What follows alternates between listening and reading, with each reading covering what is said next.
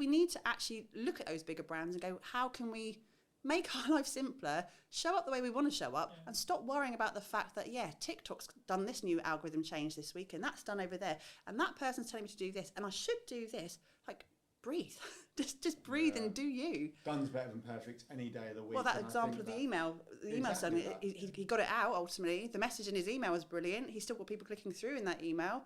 Yes, he could have been shiny with a really profound, opening statement. I got really excited on our email. So we send a weekly newsletter on a Thursday. It's a kind of, we share some thoughts on kind of the business world and what we do with some hints and tips and some other and community news and blah, blah, blah, it goes out.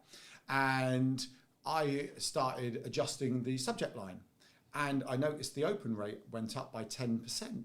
I'm like, Emily, I've worked out how to increase a 10% open rate. You hadn't. No, I hadn't. And so the next week I followed the same formula, 10% increase, next week 10%, week after 10%, and then week after, same thing, no, back down to normal.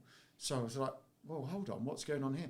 Look, the 6 weeks that it had gone up with the 6 week summer holidays.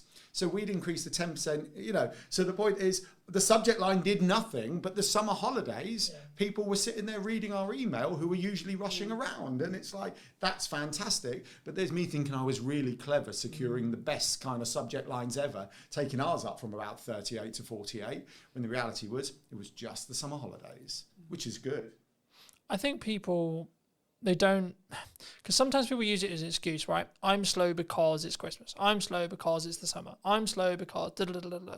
But then I have a conversation with someone, and I'll just use MySpace as an example. So I have a conversation with a videographer. They'll be like, I haven't had any jobs in, things are really slow. Da-da-da. I was like, okay, but when did you last show your work? When did you last write a blog? When did you last make a YouTube video? When did you last make a passion project? So on, so on, so on, so on.